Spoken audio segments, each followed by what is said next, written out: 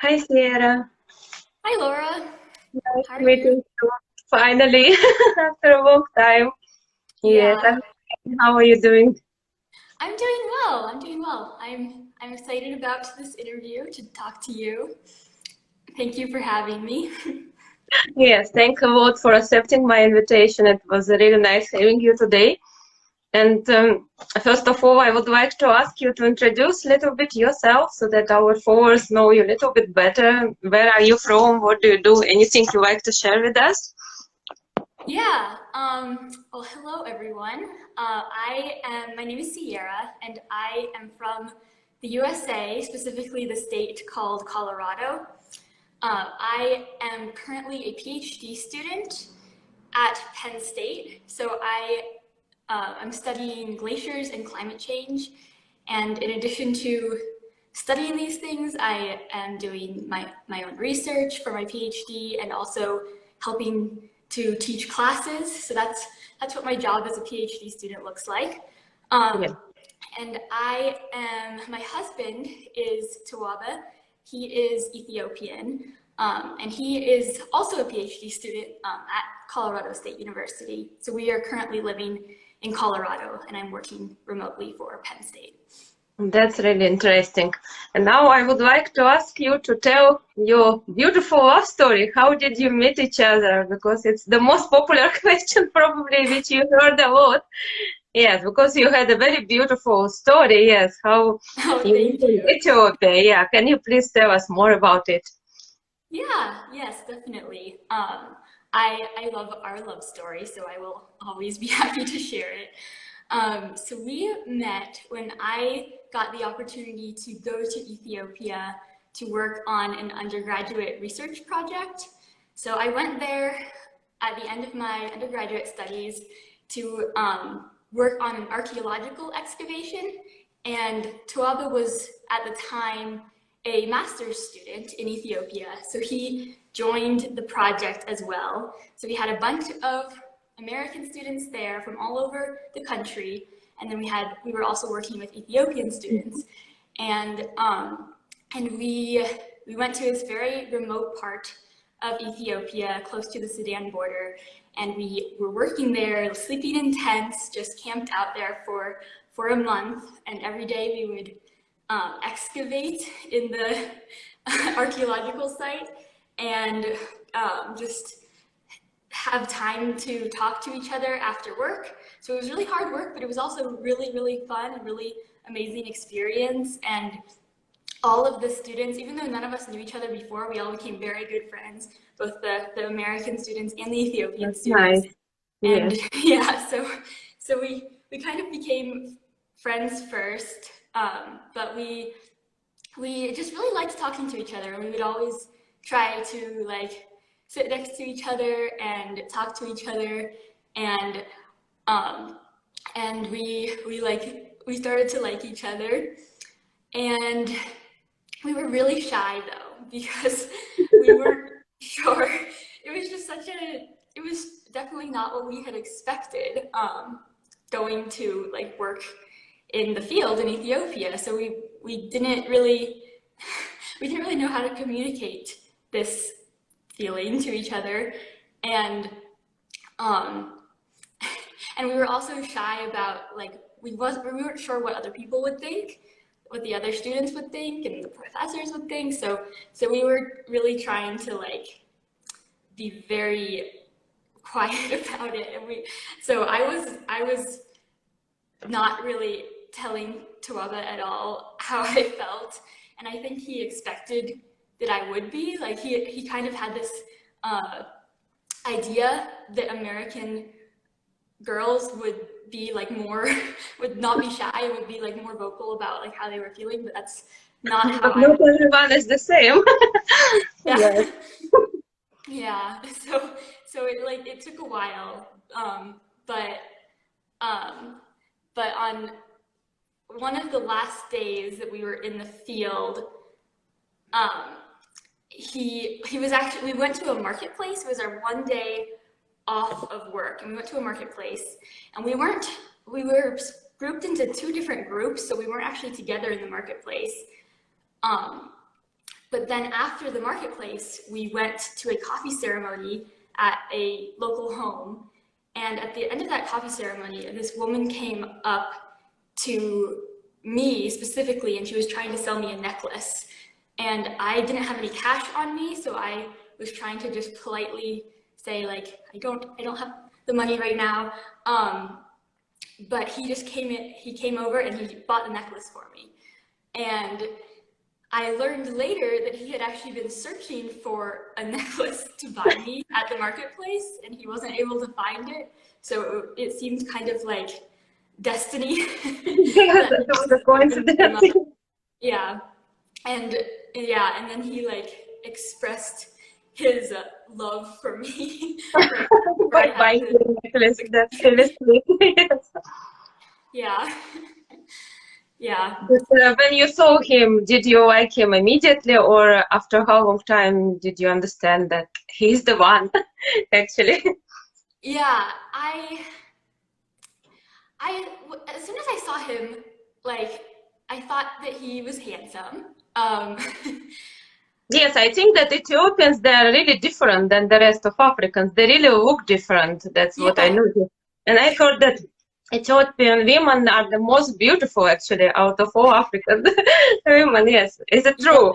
Because I'm yeah. sure you met a lot of people there, so you traveled a lot in the country. Yes, yeah, that's true. There's definitely a lot of very, very beautiful people in Ethiopia. And there's also like a lot of diversity in Ethiopia as well. But like there is a kind of typical Ethiopian look, and Tuava definitely does look like typical. Like a lot of people will see him here even and recognize him as being Ethiopian.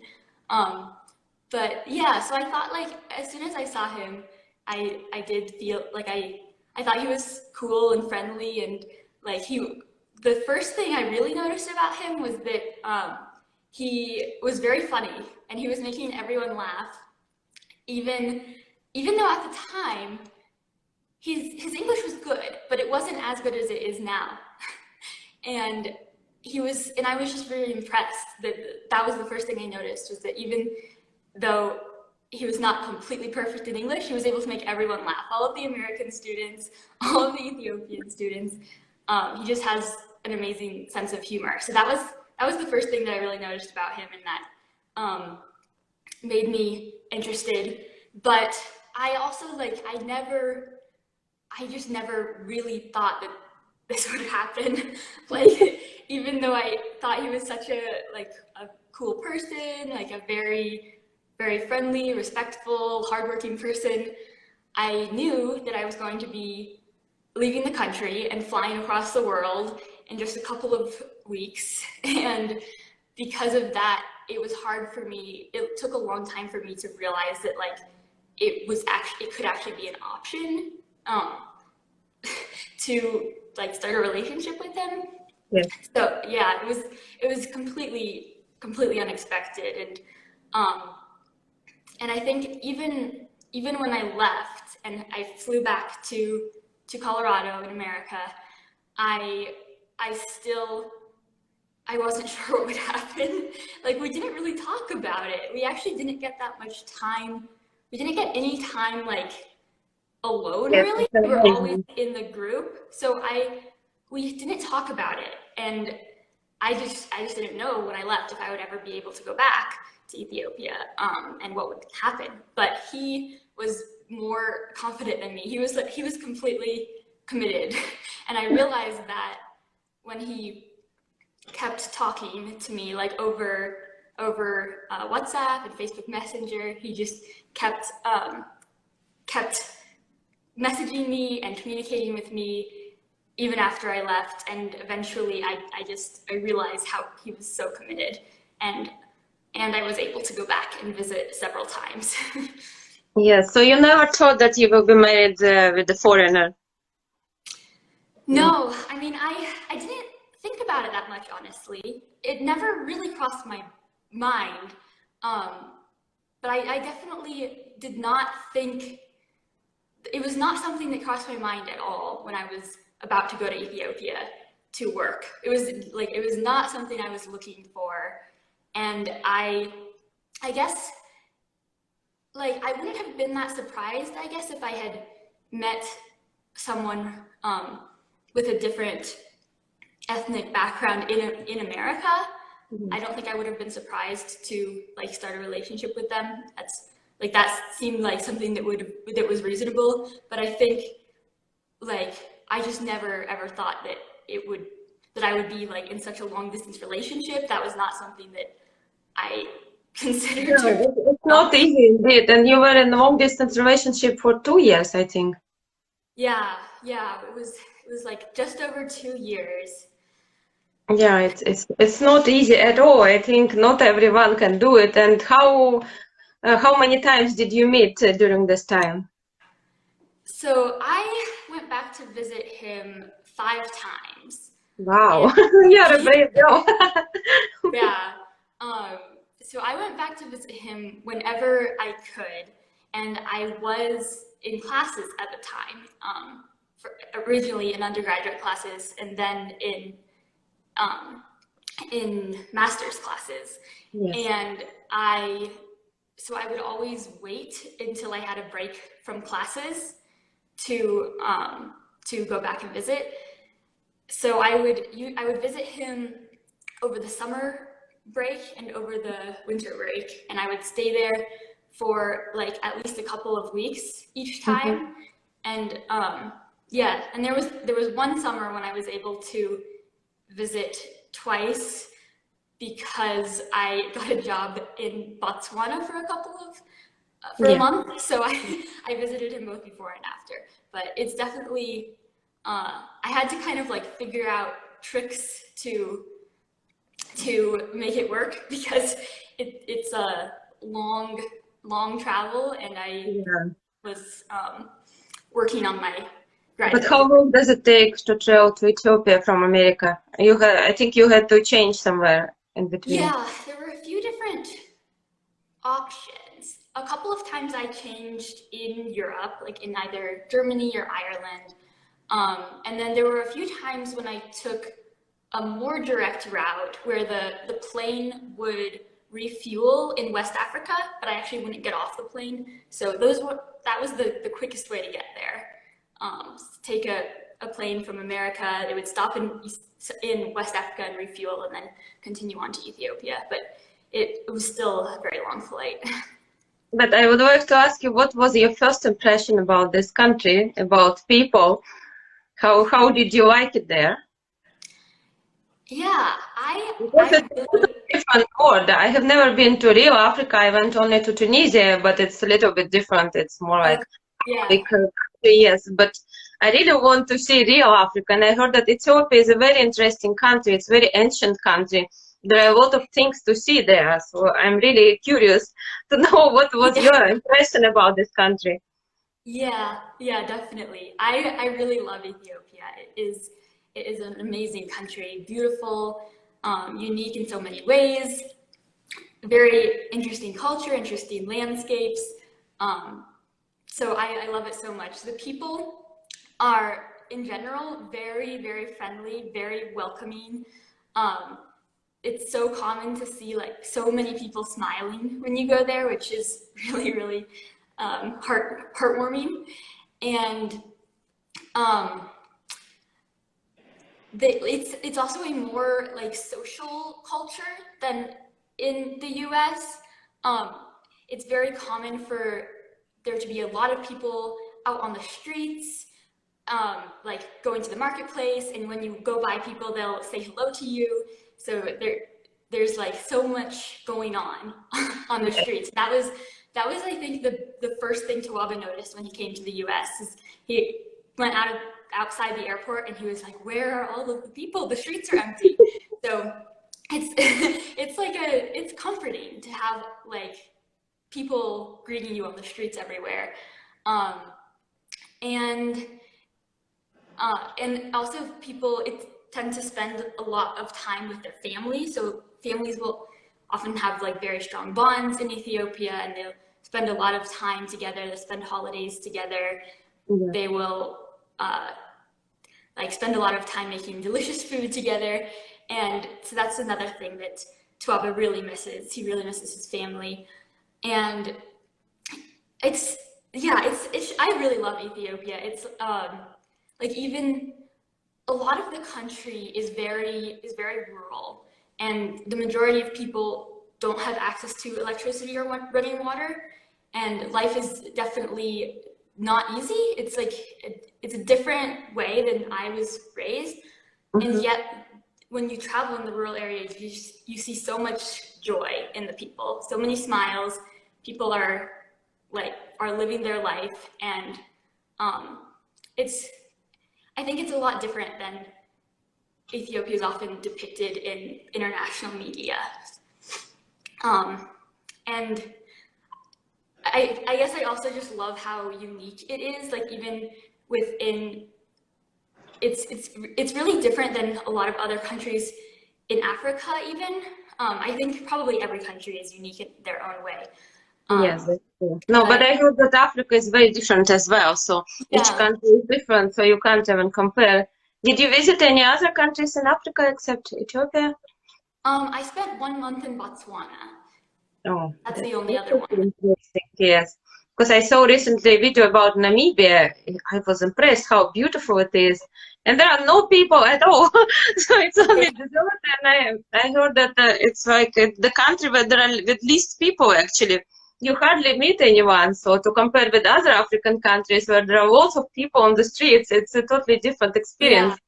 definitely. Yeah, my short experience in Botswana was very different than Ethiopia. Of course, Botswana also has their own unique aspects, but I felt like in some ways Botswana was more similar to America than Ethiopia. They were just so different.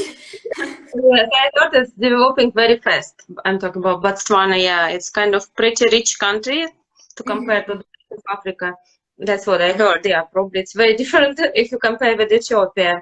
And was there something in Ethiopia what really shocked you? I don't know, maybe gave some negative impression, or you didn't feel anything like that? Huh.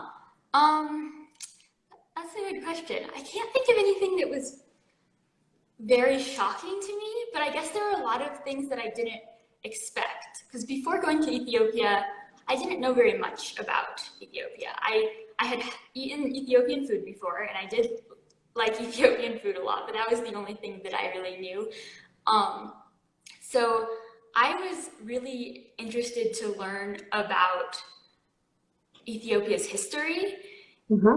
and about how, like, I think there's more than 85 different languages. So there's a huge diversity of different ethnic groups. And, um, and they have this very unique history because Ethiopia has several different religions, but it's Yes. also one of the first Christian nations. So they have a very strong Ethiopian Orthodox Mm-hmm. presence, and that's like reflected in the history. One of my favorite places to visit is this place called Lalibela, where there's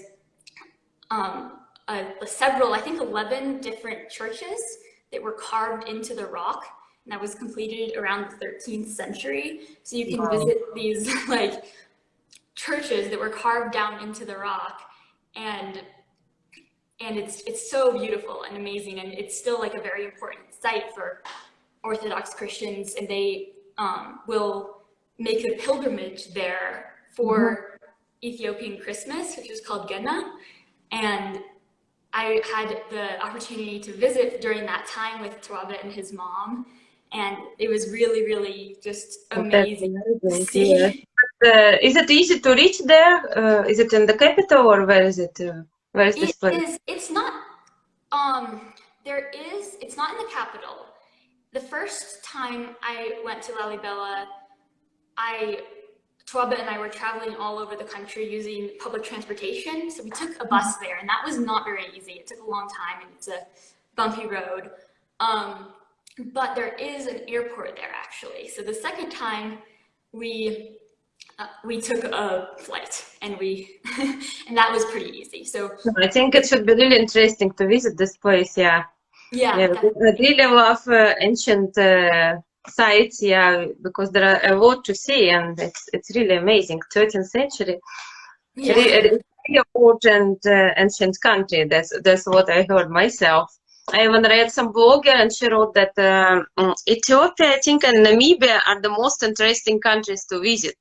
Really must visit. I don't know why, but Yeah. she just mentioned these two countries, and I just remember that. Yeah, I think it should be nice to go there. But I don't know, is it safe now there? Because now there are two countries that are separated, Ethiopia and the other one is Eritrea. Hmm. Yeah, and I heard that it's not very safe now. It is. There's currently a lot of instability, and there's yeah. So it's currently a really hard time for Ethiopia because of the fighting and the war that's going on right now. It is still pretty safe to visit the capital city. So Tuava and I have been trying to decide. He really wants to visit his family. So and we were hoping to visit over the winter. And we're not completely sure if we will yet, but it's pretty safe to visit certain parts. It's safe to fly into the capital, but Mhm. there are other parts of the country that I would not feel safe traveling to right now. But before that, it was good. I always when I was there, I always felt very safe. Yeah, because I tried to find someone, some girl who is living in Ethiopia, and I was surprised that I couldn't find anyone. But luckily, I found one Russian lady who is living there, I think, for many years. But she Uh-huh. told me that she can't talk to me because her husband has some secret position or something, and now there is war in Ethiopia. And yeah, so I was kind of surprised. I didn't hear that there was war out there. I heard about other countries like Somalia and maybe some Nigeria, Congo. It's not really stable there, but not about Ethiopia. So she was the only one. I asked her, are there any foreigners living there? She said, Yeah. yes, there are quite a few Russian ladies who moved there maybe in 80s or even 70s, and some of Uh-huh. them already died, or they are very old, so they will not give me interview, of course. And I was surprised how come there are no foreigners in Ethiopia. I'm sure there are many girls who are married to Ethiopians, but probably they don't live there or something like that. Yeah. Interesting. Yeah, that's interesting. There are definitely some foreigners there, but I don't usually see that many people living there when I go, but there definitely are there. Yeah. That's interesting. Yes, I see something. You're welcome, ladies. We have respect for guests. Yeah, I think as I can see that I'm sure Ethiopians are also like this because in general, I see Africans are is very cheerful, very friendly people, and they're always smiling. If there are any difficulties, doesn't matter, even if they're poor or whatever, they always have smile on their face. So is it Yeah. the same like this in Ethiopia? Do you feel the same? Yeah, that's generally what I observe. I'm always amazed by how many smiles I see and how welcoming people are. Generally, people are so welcoming to me, and it's a cheerful culture, I would say, in general. And do you like Ethiopian music, dances? Because I think it's also very different.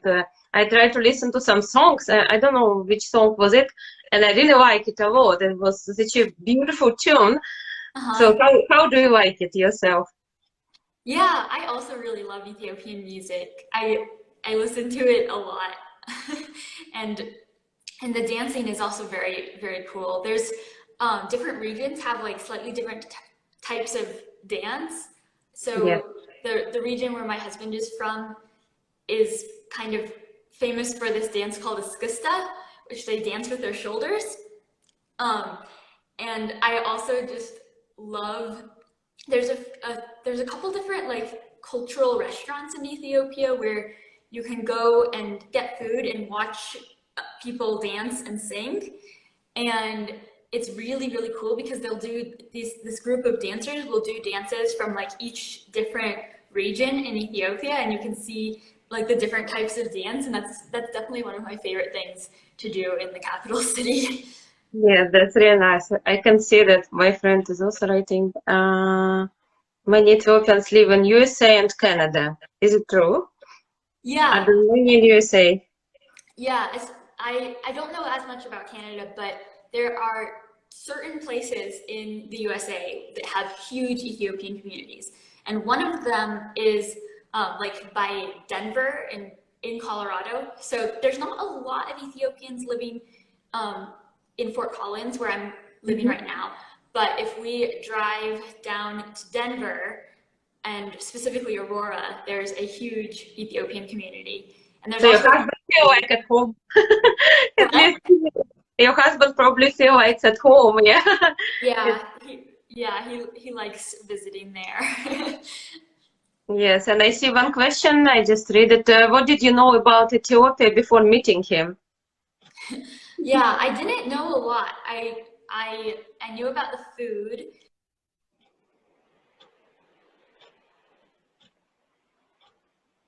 Looks like my battery is low. I should try to plug in my phone. But I'll just say the other thing that I had seen before, my other experience with Ethiopia, was that every year in Boulder, Colorado, there's this big race, this big 10K running race. Yes.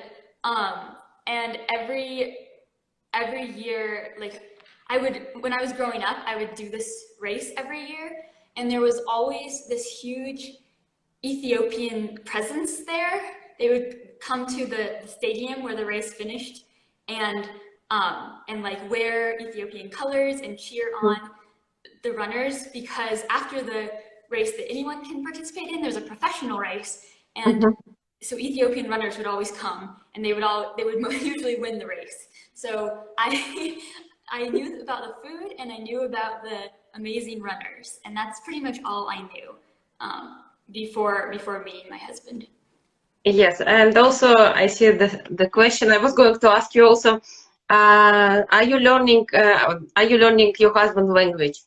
Can you speak a little bit Amharic, or is it difficult? Because I tried to listen to it once. I just wanted to listen how does it sound, and I found it pretty difficult because they change everything for the.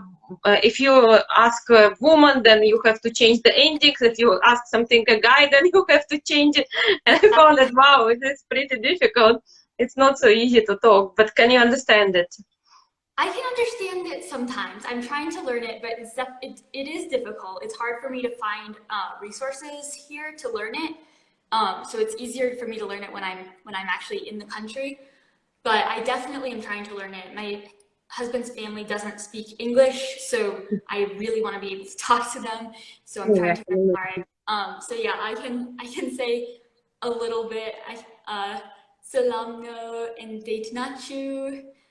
Ethiopian Odalo and Amarenga Yetumarukuno. So I just said, like I greeted everyone, like, and asked how you were doing, and I said I love Ethiopia and I am learning Amharic. Oh, I see. Tena. Yeah, what is it? Yeah, that's another greeting. It's a greeting. Yeah, because my friend, she's really in love with Ethiopia. She knows a lot about this country. Unfortunately, she doesn't speak enough English. Otherwise, she would love to talk to you. Yeah, so yeah. And because I don't know anything about the language, I just heard that it's a very beautiful country. I really love people, how they look, because they look very different. You can easily say that this person is Ethiopian. Yeah. I see she wrote something else. Ame Siginalo. Yeah, that means thank you. Thank you. Ame Siginalo. Yeah, that's nice. Everyone can speak Amharic. That's amazing. Unfortunately, I don't know anything. And did you get a chance to visit? Because I heard that in Ethiopia there are a lot of different tribes. So did you get a chance to meet any of them? Even I think this women, I don't remember what is the name of this tribe. But these women who are putting a plate, big plate, on their lips, I think they are also living in Ethiopia, Yeah. if I'm not mistaken. Did you get a chance to meet some tribes there? Because I really want to see a tribe, because it's totally different experience. I think it's so interesting to visit these people. I know some of them are pretty aggressive. You can't go there; they will not let you. But some of them are very friendly. A lot of foreigners go there to meet them. Yeah. Yeah. I've traveled all over Ethiopia, except I have not spent as much time in the southern area where there's the highest diversity of different ethnic groups.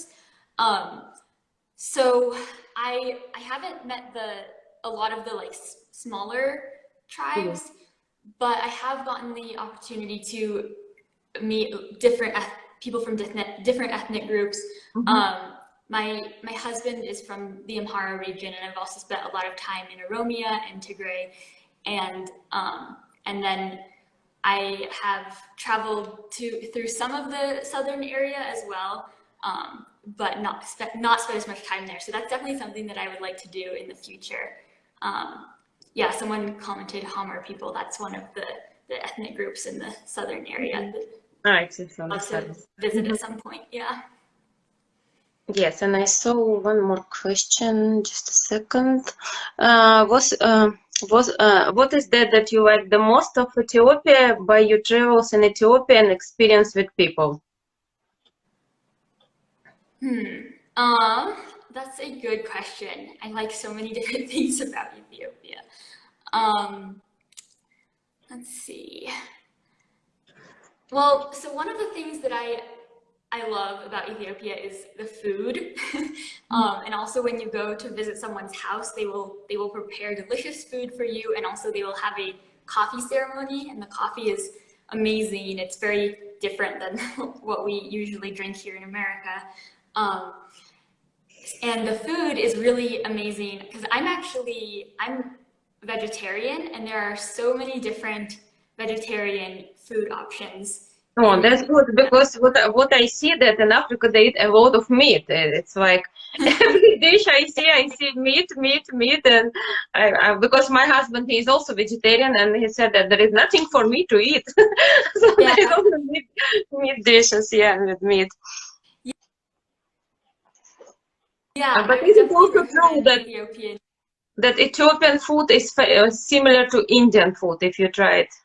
Is it true or is It it not? is, yeah, that's actually one of my husband really loves Ethiopian food, and nothing can compare to Ethiopian food for him. But probably his favorite food that is more commonly found here in the U.S. is Indian food. He'd never tried it before he came here, but now he loves Indian food because I think a lot of the spices are similar to Yes, Ethiopian. that's what I heard. And actually, Ethiopian restaurants are pretty popular abroad, because I never saw any other country. I saw once we went to Germany and I saw an Ethiopian restaurant, and it was full of people. It was actually completely booked. You couldn't even enter. I was wow. So it must be very delicious. We should try sometime Ethiopian food, because I never tried. We couldn't go there, but I really want to try it. I don't know. We will talk about the food a little bit later. I want to ask you more about it, but okay, let's first answer the question. Except food, what did you like a lot? Um, yeah, so I liked, well, I guess really my favorite thing is the people. But since I've already talked about like how friendly they are, another thing that I really love is the different places that you can visit. So I already talked about Lalibela, which is one of my favorite places because it has these historic churches carved down into the Mhm. rocks. Another place that is amazing in a different way because of natural beauty is the Simeon Mountains. So that's a place where I got to visit with Tuava, and it's this mountain range in Mhm. Ethiopia that has so much biodiversity. There are several birds and animals that only live in this mountain range that are endemic to Ethiopia, Mm-hmm. and we got to see. So we went hiking there, and we got to see the Walia ibex, which was amazing. That was my goal. That was why I wanted to go to this place. The Walia ibex it's like a mountain goat. Mm-hmm. It has these big horns Oh, okay, and yes.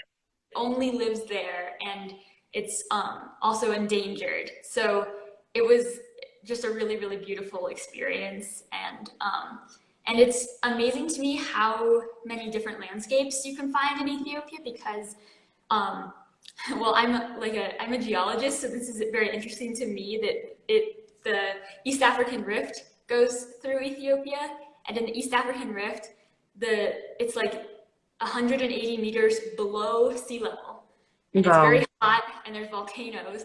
And then if you travel just like not that far to the west, then you come to this mountain range that has mountains over 4,000 meters, and and That's it's really a completely different environment just within the one country. And then there's also like all these different lakes that follow the Rift Valley, and just it's a really, really beautiful like natural environment. But do they have some natural parks where you can come and just see animals and to Yeah, discover? yeah. The Simeon Mountains is a national park, and it's also a UNESCO World Heritage Site. So they have several different national parks and World Heritage sites. Yes, and can you please tell when did you get a chance to meet your husband's family, his parents?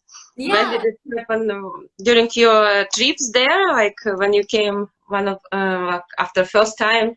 When did he yeah. introduce you? And what was their reaction that their son fell in love with a foreigner? How did they accept you? Yeah, that's a really good question. That was an important part of our story. So the first time I went to visit him, we were hoping to be able to meet them, but it was during the rainy season, and they live in a very remote region that's kind of difficult to get to during the rainy season because the roads get muddy. But I got to meet his brother that time. But then the second time I went to visit him, I was able to travel there. We traveled there together.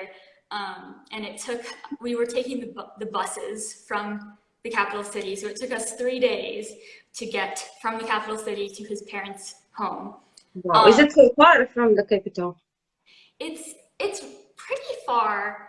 I mean, it's not as far as you could get, but because the roads are not great around where they Mhm. live, it takes a long time. And because we were taking public transportation, it was not the most.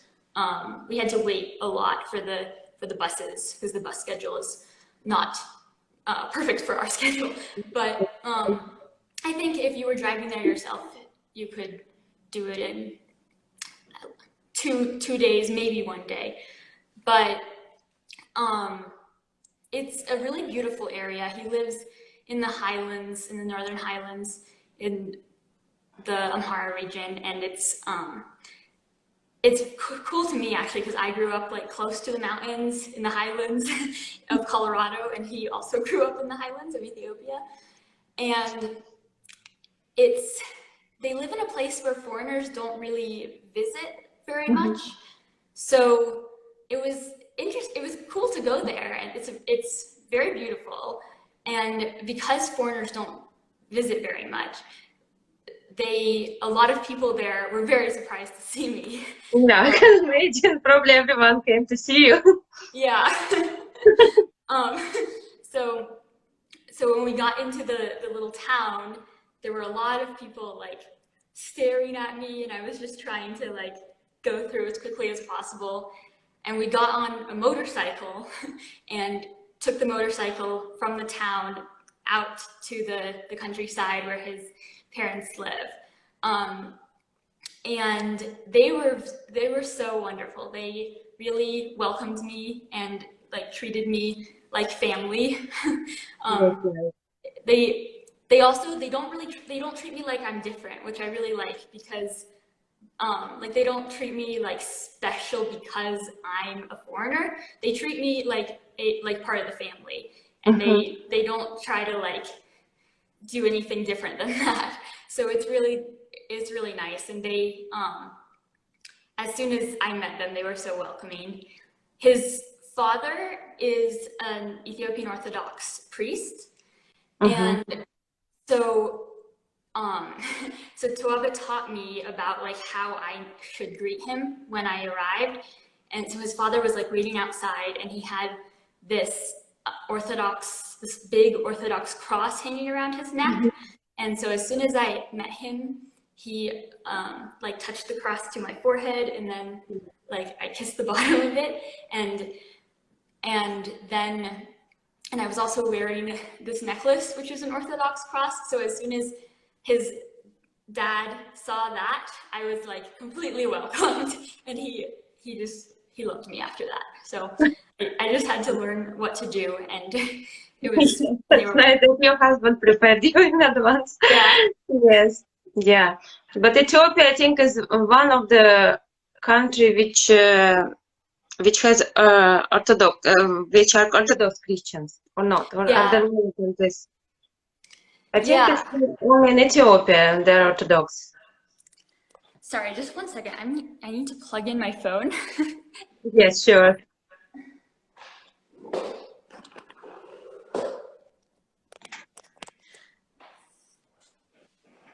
Okay, I'm just gonna hold it now.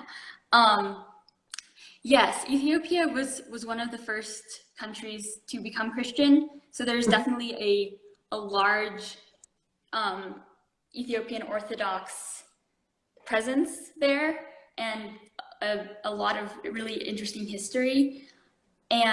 But there's also different religions. There's a lot of Muslim people there, and the Muslims and Christians generally live together in peace. They are friends. They it's like there's a lot of religious tolerance. That's amazing. Yeah. Yeah. That's what we miss now, I think. Yeah. It's pretty amazing. And there's I think that was something that my husband's parents were curious about, because they live in an area that is mostly Orthodox Christian. The cities are more diverse, and if you go to different regions, you'll find like different mixes of religion. But in their like remote rural area, it's mostly Orthodox Christian.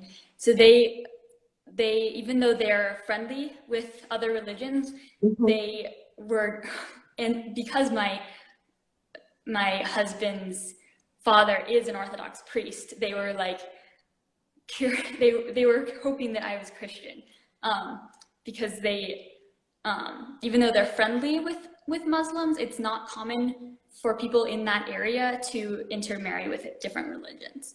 But it all worked out fine. I was raised like without religion really being a big part of my life, but my family's background is Christian, so I respect their religion and their culture, and I like embrace all of that. So because of that, they're happy about that. Yes, that was important for them. Yeah, at least to share the same religion. Yes. And are Ethiopians religious people in general, or because what can I see that Africans are very religious? They go to the church every Sunday. It's like a big thing for them. They dress up, but there is always a lot of music in the church, and it's totally different experience. Normally in the West we don't do that. It's like you might just pray and just you go out. But for Africans it's a very big thing, and they really visit churches every Sunday. Yeah, Ethiopia is definitely a very, very religious country. They're like both, the largest religions are Christian and Muslim, and there are other religions as well. But you'll always hear the mosque and also the sounds of the church like all of the time. So that's like the first indication to me was like where Tuava was living when I visited him was right next to a mosque, and we would always hear the sounds from the mosque, which I thought was very cool. And then I know more about the Orthodox Christian tradition, because that's religion of my husband's family, and they will yes, they will go to church a lot, and when they go to church, especially for holidays, they will wear the traditional clothes, which are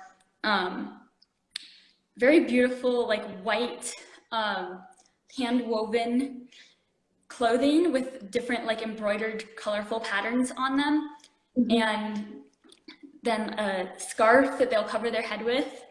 And I also have a dress that like that, so I wear that when we celebrate the holidays. And we just had the opportunity actually to celebrate an Ethiopian holiday at a church in Colorado, in Aurora, Colorado. And that was amazing for my husband because he really felt like he was back in Ethiopia with all of the people dressed up for church. New Year recently. I remember you posted some picture from New Yeah, Year. exactly. It was just recently we had the Ethiopian New Year, and then the most recent holiday, just a few weeks after that, was Meskel, which is the finding of the true cross. It represents finding the cross that Jesus was crucified on. So that was the most recent holiday. Yeah, that's nice that you couldn't celebrate it there. And how did you get married? Which traditions? Where did it happen actually? In Ethiopia or in America or where? So we have an interesting marriage story, I guess, because so Tuava ended up being able to come to the US on a K-1 fiance visa. And so he arrived here in early March 2020, and it was right before COVID became a pandemic. So we had no idea that would happen, but we're very lucky that he got here before the pandemic, because a lot of people had visa delays because of that. But so after he arrived here, we had 90 days in which we had to get married. So we had to get married within like 3 months. And so we were originally planning to just do like a small courthouse marriage and then do a big wedding soon after that. But we ended up doing a very, very, very small, not even in the courthouse because the courthouse was closed, like self-uniting marriage. And we still have not had a wedding. So we, I don't even know if you can say it was either tradition. I did wear my Ethiopian dress, and we just walked to a garden on campus, and we just had 2 of my friends join us to be our witnesses, and they signed the marriage license, and we like said a few words, and that was all. But we are planning to do 2 different weddings. It would be pretty impossible to get all of his family to the US because of visa difficulties and other difficulties. So because of that, we're planning to do 2 different weddings, one with his family in Ethiopia, and that will be like a traditional rural Ethiopian wedding. And I'm very, very excited about that because I still don't know exactly all of the traditions surrounding that. And we will also do a wedding in Colorado with my family and with the other people in America. Yes. And what was the reaction of your family when you told them that you are in love with a foreigner? How did they react? Yeah, they were very supportive.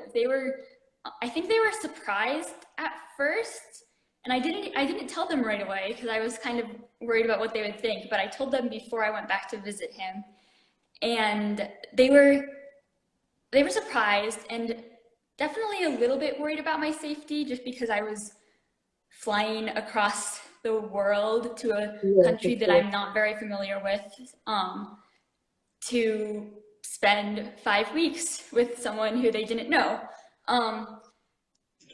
But they were very supportive, and my mom said at that time that she just trusted my judgment, and she knew that if I liked him so much that he must be amazing, even though she hadn't met him. Because I guess I'm very picky in my partners. So she knew that I had a good judgment. But yeah, so I guess they were a little bit worried, but overall very supportive.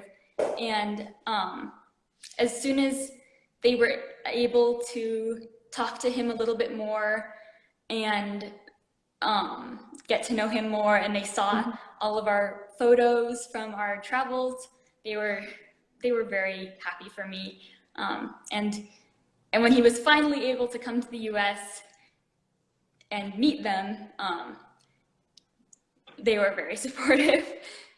That's nice. That's very important, I think, when your parents support you in your choice, because some parents are not so supportive. They can cause some problems, yeah, and Yeah. it's also a common thing. And was it difficult for your husband to come to US? Because I heard that it's a very difficult thing, actually. Yeah. You're going to get married. Yeah, it was definitely a long process. We were originally hoping that he could, we were originally hoping that he could visit me, meet all of my family, meet all of my friends, and see the US before actually moving here permanently. So because of that, we were looking into options for visitor visas, student visas, for him to come here. But I spoke with a lawyer, and this lawyer was very discouraging for me, and basically just said that because we have a relationship, it was very, very unlikely that he would get any sort of non-immigrant visa. So that was definitely frustrating to me, because that kind of messed up my plans.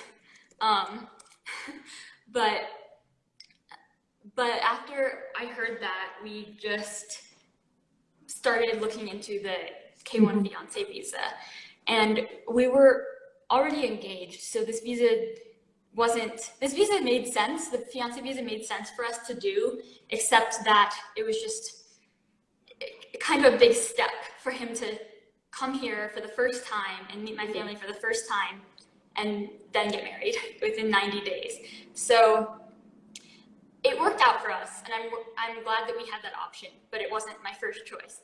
And so the visa process itself, for us, it went relatively smoothly, but it was still a lot of work, a lot of paperwork, a lot of money, and then just a lot of time waiting and wondering what was going to happen. And it was just very nerve-wracking to put all of that information out to the the US government and the US embassy, and then just wait for them to make their decision. So luckily it worked out, and he was able to come here. He got an interview at the embassy very soon, just a month before they closed because of COVID. So luckily we got really lucky, and he came here right before COVID. And then we had another process, which was after we got married, we had to apply for the adjustment of status process for him to get the work permit and the travel permit and the green card. And so that process took longer. And that was... But how long did he wait before he could come to America? So after you applied for the visa? Yeah, the visa process from the time that we submitted all the paperwork until his interview was about 6 months. So it wasn't that bad. We definitely got lucky with that. And then he came here, and we were so relieved that we were together. But it was definitely harder than we thought it would be, because he still couldn't work, and he was kind of just stuck here in this country without being able to work, and while there was a pandemic, so he couldn't really make many friends. And that adjustment of status process took a long time, and it was over a year from when he arrived in the country until when he got his work permit. So that was harder than we expected, but at least we were together, and at least we were the most important. Yes. And how does he like America? What was his first impression about your country? Does he feel comfortable there? Yeah, well, he likes certain parts of it, but he really misses Ethiopia. My husband Tuava, he is like very he's very Ethiopian. He has so much pride for his country. He's always listening to Ethiopian music. He always wants Ethiopian food. So he is happiest when he's in Ethiopia.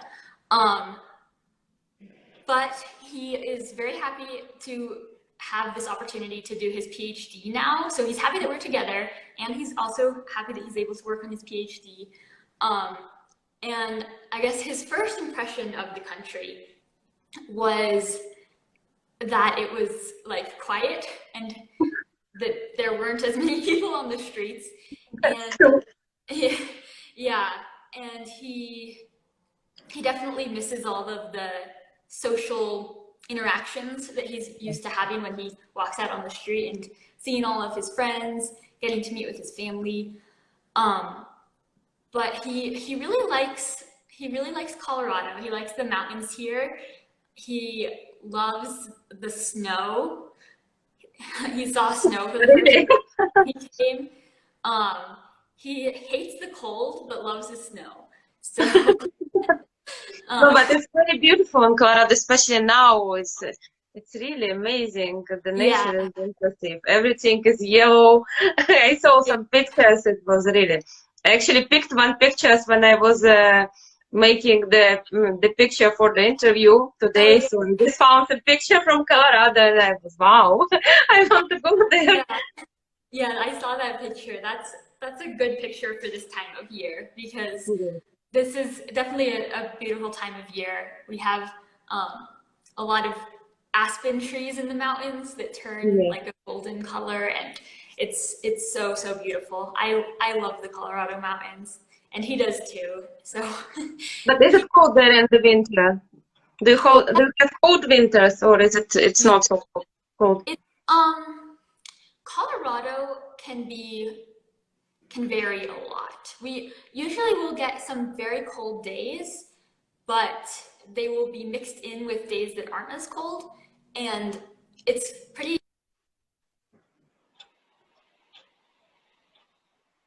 a day that is cold and snowy and cloudy. And then the next day will be like very sunny and warmer. And so the snow will melt.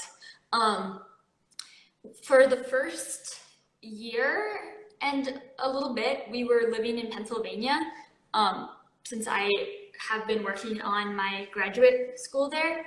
And Yes. Pennsylvania is, I think, like central Pennsylvania where we were living is colder. Like it'll stay colder for longer than Colorado. So he definitely kind of struggled during the winter since we were there, and it was very snowy, which he enjoyed, but also very cold. So I'm hoping this winter will be Yes. better since Colorado usually doesn't stay as cold for as long as it No, is. but this year is really strange weather everywhere. I'm kind of shocked that even in Canada it was like few days ago plus 29 degrees. Oh It's yeah, really, I can't believe it. Yeah, and still it's plus 25 and people are swimming. I'm kind of yeah, shocked. It's October in Canada. It's like a northern country. So something really happening with the climate. I don't think it's for good, unfortunately. So yeah, yeah, definitely. We've definitely had, I've noticed that here too. We've had some weather that is not, is different than it was when I was growing up. yes. And could your husband find some friends, like maybe some Ethiopian friends nearby? Yeah, now that he is actually going to classes, he's part of a PhD program. He's already been able to meet so many people here, which is great. He didn't really have that in Pennsylvania because like, everything was remote because of COVID, and he wasn't able to work. But now he's definitely meeting people here. He's met all the people in his graduate program, and they're all like so welcoming and nice. And he's also connected with um, a couple of different Ethiopian students at this university. So it's very exciting. Yes, that's really nice because I can imagine it's not easy when you don't have friends, when you don't have anyone to talk with. Okay, he has you, but Yeah. I'm sure he miss his country, his family a lot. And before that, he never went abroad, so it was his first time. Yeah, exactly. It was his first time leaving Ethiopia when he flew across the world to Right. meet. Yes, Yeah, I can imagine. It wasn't easy, but still, yeah, love is important. Yeah, you can do really amazing things when you are in love. And yeah. are you planning to stay in the US, or would you like to live in Ethiopia maybe for some time, or maybe somewhere else? Yeah, we would love to spend more time in Ethiopia. I think ideally I would love to spend like part of the year in Ethiopia and part of the year in the US. But we're still not sure exactly how that will work with our careers. That would definitely be harder to orchestrate with spending time in two different countries. But we definitely will spend some time in Ethiopia. Um, right now, we will definitely be living in the US until we both finish our PhDs. And since he just started his PhD, he still has probably like at least 5 years. So we will definitely be here in the US for at least 5 more years. And after that, we'll see. We'll see. We I think we still have a lot of different options about where we might be able to live. And if we do stay in the US, I'm really hopeful that we can live in one of the several cities in the US that have large Ethiopian populations. I think the city with the largest Ethiopian population is Washington, D.C. The Yeah, Washington really? Oh, area has okay. a lot of Ethiopians. And that's a place that also has good career options for both of us. So that's one option. Um, Also, we might try to move to Ethiopia long term and pursue like professor positions there or some other sort of science position there. So we're still exploring our options. Yeah, I think it would be interesting to stay there for some time, just Yeah, to feel this country, to know more and to travel around, because I'm sure you haven't seen everything, so there are a lot of new things you can see there. yeah, Yeah, of course, for now, definitely. yeah, to stay in US. And let's come back. You were talking that you really like Ethiopian food. What is your favorite dish? What do you like the most? Yeah, that's a good question. So because I'm vegetarian, my favorite dish, it's called yetsam beyanetu, and it is basically a large platter full of a bunch of different vegetarian options. So um, typically, Bayonetta will include like a spicy lentil dish Mm-hmm. and a like a chickpea stew and split peas and kale, or not kale, but like greens, Okay. Mm-hmm. and cabbage, potatoes, carrots, beets. So a lot of like vegetables, and then it's served on injera, which is the like Ethiopian flatbread.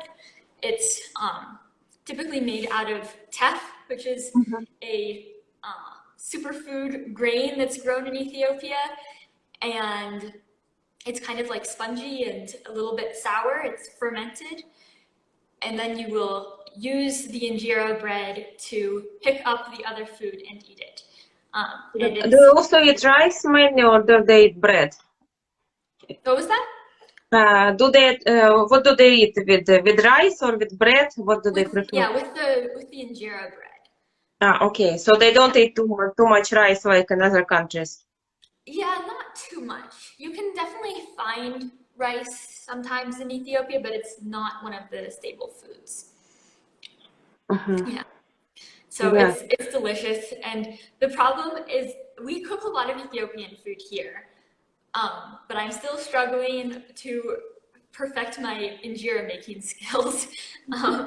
Because when Tuava was growing up, his mom would make injera, and then when he moved to the city, he would buy it because if you live in Ethiopia, it's very easy to just go to a store Yeah, or of like course. a little market stand and get fresh injera. So he never really learned how to make it.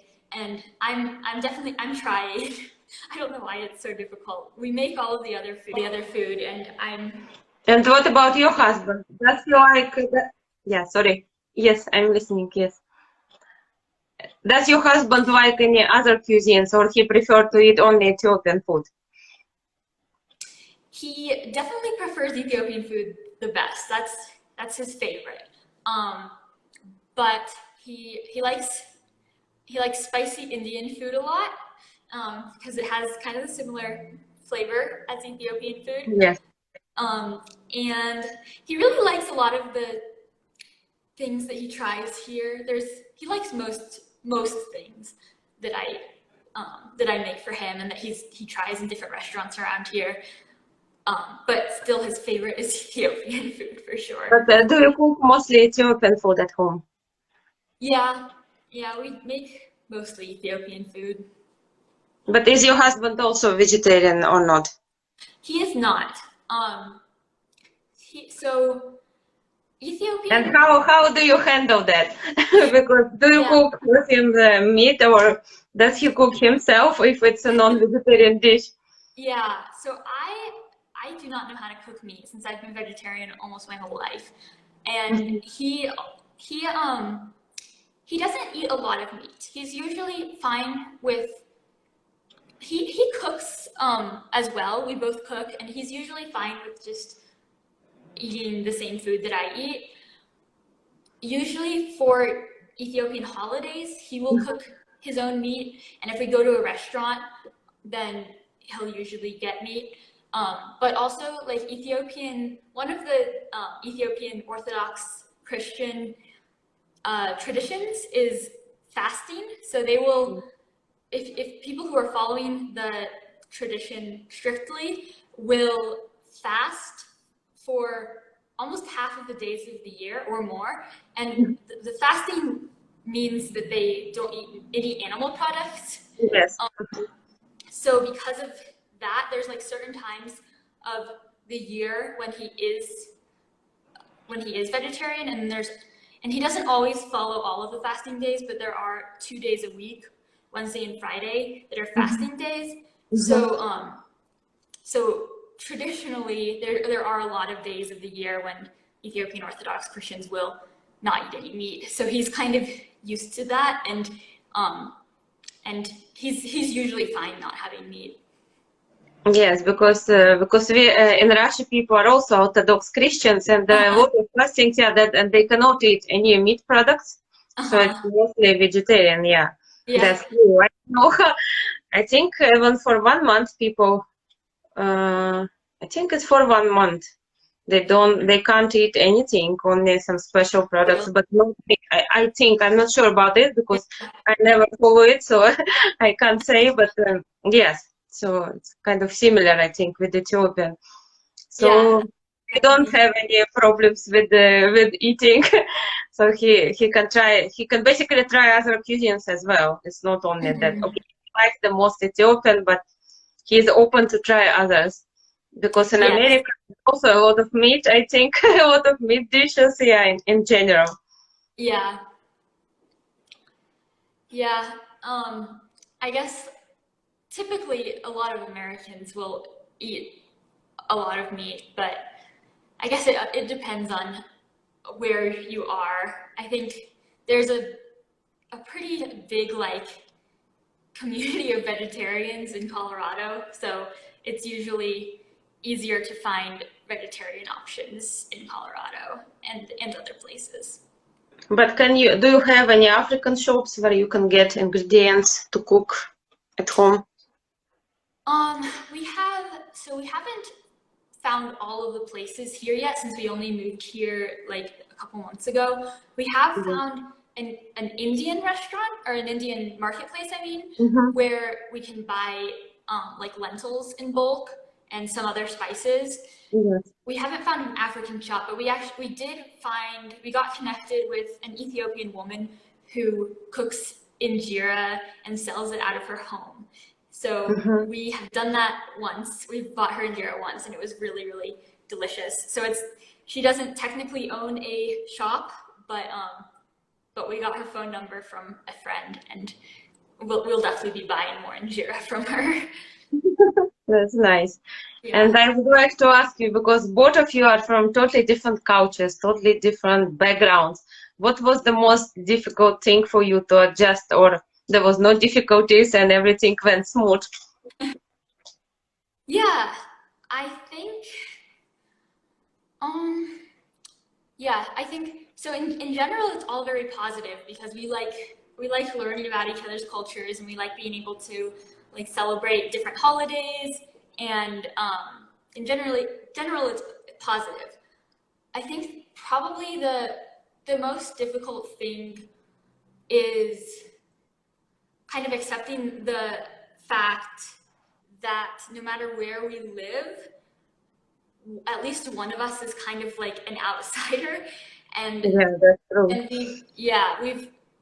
and there's definitely, it's definitely getting better, and there's definitely ways to make the situation better. But I think it was definitely hard for Tuava to move to the US and to miss Ethiopia, and we celebrate all of the holidays, and we cook so much Ethiopian food, and we listen to Ethiopian music, but it's not the same for him because Yeah. he's just used to being able to spend so much time with his friends and with his family, and so that part is really hard.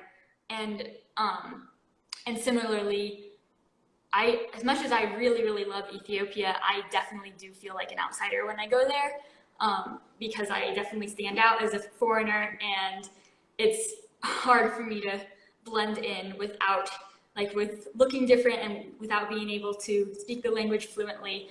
But I think the more that we get comfortable with the different places and cultures, and the more Amharic I learn, I think it will get better. Yeah, the more comfortable you will feel, yeah, because you will be able to talk to his family as well. Yeah, it's difficult when you have this language gap. I have this with my mother-in-law, but I can understand what she's saying, but I can't reply much, so it's difficult. Yeah. And I see some comments. Do you see comments? Because I think maybe I missed something. Okay, my friend wrote that she likes, I don't know how you pronounce it, injera? Oh yes, injera. Yeah, Injera. I love injera And I too. see last question, have you gotten any negative comments?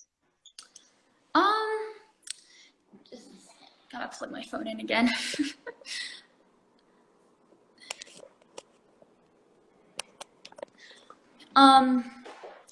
I got any negative comments? We have gotten some negative comments on social media. In general, it's very positive, and that's why I generally really love the community that we've found on Instagram, especially of like different multicultural couples and communities. And in generally, it's very, very positive. We've gotten a couple of like comments on social media about like Tuava just like wanting the green card, which is I feel very bad when we see something like that, because it's so unfair to him. Like if he had his way, he would have stayed in Ethiopia and lived his lovely life there. He had no reason to come here except to be with me, and he doesn't even want to be a citizen here, but we're still trying to decide if he should become one to make our lives easier. So even though it's completely false, and it makes me feel bad for him when he sees that, some people do like make assumptions about like his intentions. But if I had any doubt about his intentions, then we wouldn't be here. So. Yes, of course, that's true. No, because I was shocked myself. I had interviews with many girls who are married to African men, I mean Russian girls, and I was shocked what their husband face in Russia, for example. A lot of racism. I was reading some comments I can't imagine how people can write something like that. They're writing terrible thing about their kids. They have Oh, such cute kids. Like I really like mixed children. They're really amazing. They're so beautiful. And uh-huh. they're writing that only kids who are white, they're the best. So your kids Oh, are ugly. And I was, come on, are you crazy? Are you so primitive? Which world are you living in? And I felt myself so bad. I can imagine how they feel when they're reading such comments. I was really shocked how primi I don't know which word I can use for such type of people, but they're really racist comments, and I was very upset that oh this yeah, that's this terrible. type of people. I don't know if you ever got something like that, any really racist comments, but in Russia it's very common, unfortunately. Yeah, that's really terrible. I don't think we've ever gotten something so overtly racist like that before. You not Yeah, yet ever, but I was shocked myself. I didn't yeah. expect it. Because I always ask them if your husband face racism if they live in Russia, and all of them said that yes, a lot. They really treat them like I don't know, like people from lower caste, I would say, and it's really terrible. So actually, I think some. I wanted to ask you just a few questions more, and one question: what do you think? What makes Ethiopian people really special, different from others? Uh-huh. I think that in general, Ethiopian people have a lot of pride for their country. A lot of Ethiopian traditions and histories have continued, um, perhaps more than Mm-hmm. other countries that were formerly colonized, because Ethiopia was never colonized, and that's something that people are generally very proud of, because despite several attempts from Italy, Ethiopia was never formally colonized. And I think because of that, a lot of Ethiopians just have so much pride for their country and for the traditions that have continued and for their history and for their um, like the past leaders who fought off colonization. So it's been a really cool thing to experience that, to witness that. Yeah, so they're patriots of their country. Yeah, yeah. And something about their nature, I don't know, are they like emotional, sensitive, romantic? I don't know, something what makes them really different. You know, I think that I don't know if it's necessarily part of the culture or if it's just my husband, but he's a very genuine person. I think especially comparing to like a lot of American men. I don't want to generalize, but a lot of like American, not even just men, American people will kind of like play games in a relationship. Like, oh, you can't do this at the beginning of a relationship, and you have to like make sure you like look cool, or you're like coming off as a certain way. But he was never like that. He was just always very genuine. He expressed his feelings. Yeah. He genuinely told me how he was feeling, and that he like wanted to continue this relationship. And I think a lot of other people have a lot of people in America I think would be like scared to admit that.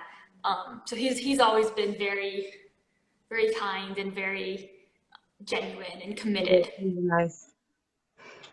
Yes, and I saw a question, just a second. I think I asked you already in the beginning, do you like Ethiopian music? Yes, I love Ethiopian music. I have this album of Ethiopian music that's like instrumental Ethiopian music that I listen to a lot when I'm working. And I I think honestly, I think I know about more Ethiopian music than American music because I've never been very up to date with American music before. But as soon as I started learning more about Ethiopia and Tuava, my husband made like recommendations for music for me, I started really like I think I listen to Ethiopian music more than any other type of music, Yeah, this music is very unusual. My friend is writing here. Yeah, Yes, it's very different. yeah, they have like a unique style, and there's a couple different styles too. Some of the older music is a little bit slower and like more instrumental, and then they also have more modern singers. A very famous one is Teddy Afro. I love Betty G. I think she has great music, and their music is more like pop music a little bit. But I love all of it. Yeah, maybe you can write me some names because I never listen to Ethiopian music. It would be nice to listen. And I don't know which singers are popular, so I could just search, but I don't know whom to search. So it would Yeah, be nice to listen because I'm sure this music is unique. yeah, The same with me. I'm not listening Russian music at all. I think since my childhood I was in love with Indian music. So if you come my home, you would be shocked that I don't know anything about my culture, about my music, but I know a lot about Indian culture, about Indian music. I really love it a lot. So it's kind of strange. yeah. So I understand that. adjusted really well to Ethiopian culture, and it's really important, I think. So I'm sure your husband appreciates it a lot. Yeah, yes, definitely. Ethiopian music is among the best slow instrumental. I see a comment. Yeah, so Yeah, yeah. There's a certain type of music genre, I guess, called mhm, tizita, and tizita translates to like nostalgia.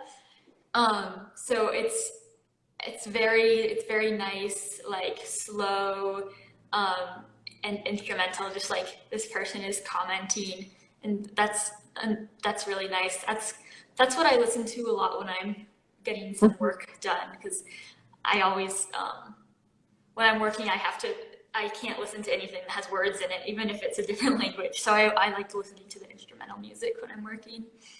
And what about African clothes? I think what is traditional Ethiopian dress actually? Is it you were mentioning something that it's white color or is it for some special occasions? Yeah, the traditional, uh, well, different regions have different traditional clothing, but the traditional dress in my husband's region, Amhara, is a is like hand woven Mhm, clothing, and it's typically white in the background. The main color is white, and then there's different colors embroidered onto it. And there's a couple of designs that are more common, mhm, like um, they're like the Orthodox cross design is common. It's common to embroider onto the dress, yes, and mhm, typically the dress will have like the embroidery will like go down the front in a mhm, line, and mhm, then there'll be like a design on the bottom in the front of the dress, and then along the hem of the dress. Um, and for for men, it's similar. They're like it's a similar pattern, similar like the white background, and then there's a kind of like a robe that is called a gabi that mhm. is traditional to wear, and that will be usually it's all hand woven, and that one is usually like white as well, and then it has like beautiful designs embroidered on the edges of it. So, So it's mostly white color. They wear mostly white clothes. yeah, at least in the northern part of the country, yeah. But do you wear Ethiopian clothes yourself? I Like on I special do. occasion, for example, or of course you you don't wear it every day. Yes, I can understand. Yeah, But I wear Ethiopian clothes for like for holidays, and I currently only have like one really nice dress, and then I have a couple of dresses um that are still nice. They're just not like mhm, the most like fancy. They call them buna dresses, which buna mhm, means coffee. So it's those dresses are not supposed to be necessarily fancy, but they're like traditional things that like women would wear for a coffee ceremony. Um, but I am planning to get more dresses because I love them, and I can imagine. Even I would love to get a lot of dresses, especially this, these colors. They're normally so colorful. And when I used to live in Belgium, there were a lot of women from Congo, a lot of people and women. Yeah, and they were always dressed in traditional dress, like different colors, and they were always happy. uh, They were wearing something on the head, and it looked really amazing. There was even some special African area but you can get some clothes, and I would love to go to Africa actually and order something really traditional and wear it here. Why not? Because yeah. it's beautiful. I love bright colors. I really love cheerful colors, and I would like to get, but here I never saw anything, or maybe I saw but not really good quality. So I think the best Uh, if you go there and get something from there. yeah, definitely. Yeah, Yes. So are you planning to go? Yes. Sorry. Yes. You wanted to say something? oh, I was just saying they're very beautiful, the traditional Yes, dress. yes, Yeah. indeed, yes. So now I know if I see someone in white clothes, then maybe it's someone from Ethiopia, because normally I see very bright colors. I Yeah. think maybe I saw some women in white clothes, but I think they were Muslims. Maybe they were from Somalia because they also wear long white Oh, dresses. I'm huh. not sure that they were from Ethiopia. And I wanted to ask you my question, which I ask all girls during the interview. I think it's a very important question. Maybe some girls who are in relations will find some answers. And I would like to ask you, what would you recommend to the girls who are in relationship with African men, especially who also have long distance relationship, how to keep the separation more easily and how to understand if person is really serious or not, and what would be your recommendation? Yeah, I think in terms of the distance is definitely challenging for us. And especially because where he was living in Ethiopia, he didn't have the best phone service. So Hmm. we really struggled to talk on the phone. And if anyone is in a similar situation, something that really helped with us um, when it was hard for us to talk on the phone, we would just send like voice recordings to each other and send photos to each other, and that was something that we could we could understand even if the phone service wasn't great. And I guess the other thing that really helped me in the process was like writing about the experience. Hmm. And other people may have like different coping mechanisms, but for me it really helped me to write about it.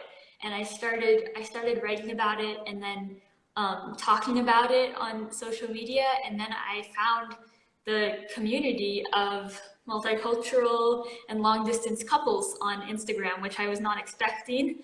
But now I know that that community exists, and that was really helpful, especially Yes, during the that's time we were living in long distance. So I would definitely recommend to anyone who has a long distance relationship or who's going through an immigration process to connect with the other people on Instagram who are going through similar mhm. processes, because probably there might not be anyone in your immediate life, in your immediate surroundings who is Yeah. going through a similar experience, but Mhm. there are definitely a lot of people all over the world who have similar experiences, and so Yeah, it's very especially now there are many groups I see. Love is not tourism. Yeah, and I think they really support each other. And I saw that girls ask a lot of questions about papers, documents, what do they need to bring, how to bring their husbands, or how they can go to the country of the husband. I think it's very helpful what they're Mhm. doing actually. Yeah, you Yeah, are not feeling alone. Yeah, because not so many people around you are in the same situation, and they won't understand how yeah, difficult it is. Not some people are not supportive. They will say, "Come on, he will leave you. What are you waiting?" It's like yeah. not everyone will really understand that. Exactly. Yeah, it's hard for people who haven't been through it to understand, even if they're trying to be supportive. It sometimes makes you feel like so alone if you don't know anyone else who's going through a similar situation. But that was definitely something that helped me, was finding those communities. Um, yeah, and I guess another piece of advice, for long distance. And this is something that I don't think we did very well, but I think that it would be, going back, it would have been better to do this. And that's like establishing certain times to talk to each other, establishing a real routine about when to talk to each other. And this, like, it's something that we tried to do, but it's really hard with the time difference, especially when I was living in Pennsylvania and he was in Ethiopia. The time difference was just not good because he was still sleeping when I went to sleep usually, unless I had stayed up late.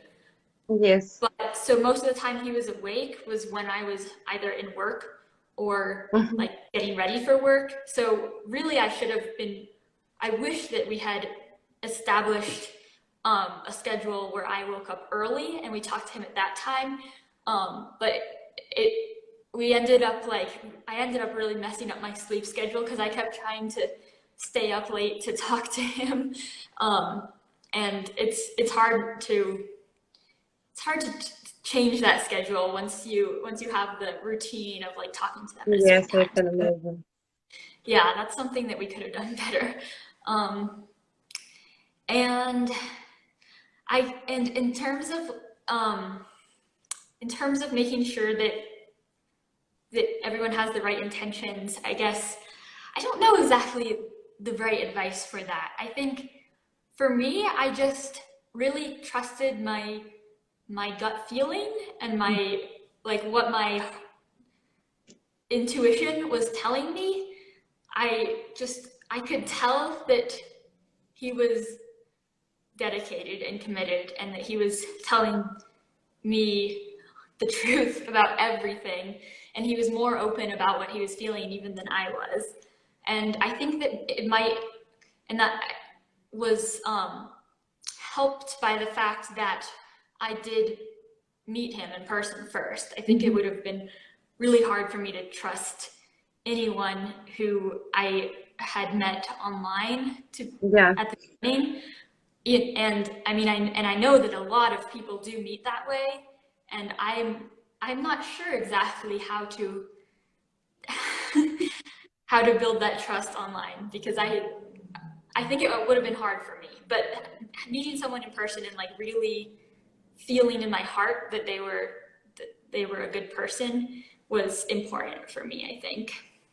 Yeah, it's difficult to understand, yes, online. Only if the guy comes to you, for example, to meet, but otherwise, yes. You know, so there are a lot of fake people online. They just promise you so much, and they just can ask even for money. And so a lot of women actually believe that they send them money and then they disappear. So especially from Africa, that's why probably people think that relationship with Africans are not very serious and they just play around. You probably heard about stories like that. Yeah, honestly, I'm aware of that, like, that stereotype, I guess. And I think that was something that made me worried at the beginning. But from my actual experience, what I've witnessed has actually been kind of the other way around. Like, I've heard of certain people, like my husband's friend was at one point in a relationship with a woman, I think from Europe. I don't know exactly where, I never met her. And he was very serious about it, and he was always truthful with her. And at one point he realized that she was not being truthful with him, and that she like was living her own life when she went back to her home. And when she came to visit him, it was like she was just trying to like have fun on vacation. So all of the Ethiopian men who I have met have been very genuine, and I have not experienced I have not witnessed any. No, but I never heard anything about Ethiopians. No, Yeah. no. I heard about some other countries that there are a lot of like scandals like this, that they ask for money. Like, okay, they just make up some stories that my parents are sick. I need some money. Can you please help me? And then, of course, if you are in love, you send the money, and then okay, they are gone. You don't know. Somehow I can't hear you now. Yeah, Right now. now I can Yeah, hear okay, you. good. Sorry. Yeah, I'm sure it happens, and I'm sure that it happens both directions, I guess. Like that when sometimes one person's just not being truthful, um but I haven't witnessed that, and I think that I guess I'm lucky, but I was just really able to tell that he was genuine. Yes, your intuition was right. I think intuition really helps to understand. Yeah, and you should listen to your heart, of course. Yeah. Yeah, but with you it was, of course, different because you could meet each other, you could know each other better, and you were Yeah. traveling to Ethiopia several times, yeah, to meet again during your separation. So I think it was also very important. Hmm. It helped you Yeah. to know your husband better, and he gets you to know better. So Yeah. you were Yeah. lucky from that point. Yeah, I think it was great for us that we kind of became friends first with the whole group of students when we were working on the excavation. We were just all friends, and then it developed into more. But we still had like all of these mutual friends who had been with us when we met, and like I think they could, all of our friends could also tell that we were both like being genuine about it. So we had a whole support group with us. Yes, that's really nice. That's very Yeah. important. Yeah, I'm very happy to hear your story. It's like it gives hope to other girls. I'm sure that there can be happy ending and everything is possible if there are true feelings, true love. Yeah, so your example is one of Yeah. them. Yes, I hope that our story can give other people hope too. And Yes, I'm um, sure about yeah. that. Yeah, that's why I really want to continue with the interviews in English and Russian. Okay, I want to do more in English because not everyone understands Russian. There are a lot of good stories too, but it's not a language which everyone can understand. So it's really nice that you agreed talking to me. I'm very, very grateful to you that you found time and we could meet today. I'm sure it was very interesting for others and it would be very useful so for other girls for in similar relation. Doesn't matter which country is their husbands or boyfriends from. Mhm. So they for sure it gives them hope so that everything is possible. They should be patient. They should believe in each other, support Mhm. each other because it's difficult for both. When you are in a long distance relationship, it's very difficult. I'm not sure that I won't be able to wait for so long because I met my husband on internet, but Uh, we could meet quite fast. Like he came to visit me. That's why I saw him and we kept meeting like for a few times before we got married. But I can imagine how difficult it is, especially if you can't go visit each other. Yeah, mhm. maybe not everyone can go, like especially to some Yeah. country which is far away. So you have to communicate online. I don't know, just Yeah. call, have video calls, anything what is possible. But of course, it's the best to see each other, but not everyone can do that. Definitely. Yeah. I definitely hope that other people have like found something useful in this interview, and feel free if anyone's watching this and you have questions for me, feel free to reach out to me. And thank you so much, Laura, for inviting me to join your Yes, interview. thank you so much for accepting my invitation because I really wanted to talk to you for some time. It's really nice that we could finally meet each other, and I'm very grateful that you found time. And we will be surely in touch, and I will save this interview. And I would like to thank everyone who were listening to us. And for people who couldn't see us, they can watch it later because I always save all the interviews. I will upload it on YouTube as well because I think it's easier to watch there. So I will give you a link later when I upload it because I need to combine two parts now Oh so that yeah. it will be better. Yeah, so I think I will do it tomorrow, yeah, because it will take some time. So thanks again.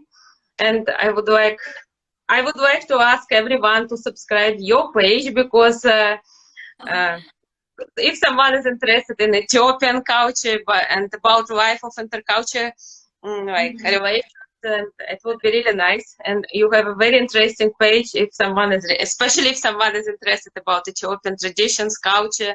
So you can always contact Sierra. I'm sure she will give you more information. And thank you Yes, so much. yes, thank you so, so much. And in Amharic, betam namaste. No, I cannot even repeat. It's so difficult. That sounds so difficult to me. I don't know. You're really great. You say that you can speak little bit. I think you know a lot by now. You're just too shy to admit it. Yes. Thank you. It's been really Thanks a great lot. talking to you. Yes, and I wish you a great day because for you Thank it's you. morning. Yes, for us it's already so dark. Good that I switch on the light because I won't be able to see anything. Yeah. Yeah, yeah, the Have a nice days are getting shorter. Yeah, so it's pretty dark here.